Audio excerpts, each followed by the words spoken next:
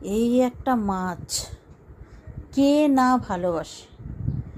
আজকে দুপুরে আমি 2 পিস সর্ষে ইলিশ ভাপে দিয়ে ব্রাউন রাইস খেয়ে নেব।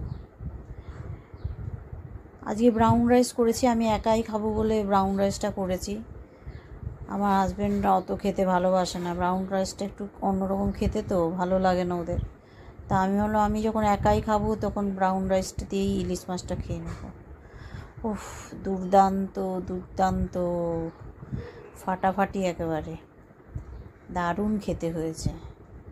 তো একাই খাচ্ছি, এখন তো আর মেয়েকে সঙ্গে পাবো না। মেয়ে ওখানে মাছ খাবার জন্য কাতরাচ্ছে রীতিমতো, কারণ ওখানে তো মাছ চলেই না, মাছ দেয়ই না, ডিম আর মাংস আর নিরামিষটা সব প্রদেশের লোকেরা খায় বলে নিরামিষটা কমন থাকে।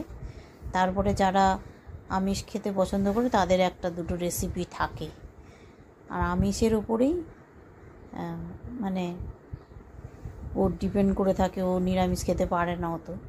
নিরামিষ আমিষ দুটো পদে থাকে, এবং যার আমিষ খেতে ভালো লাগে সে আমিষের পদটা নিয়ে নেয়।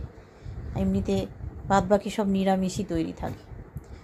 দারুণ খেতে লাগছে। মা ও তো আফসোস করছে খুবই, আমারও আফসোস লাগছে যে আমি খাচ্ছি ও খেতে পাচ্ছে না। কি আর করা যাবে, বেচারার যে ইলিশ মাছ না খেয়ে কী কষ্ট হচ্ছে সেটা আমি বুঝতে পারছি, আর ও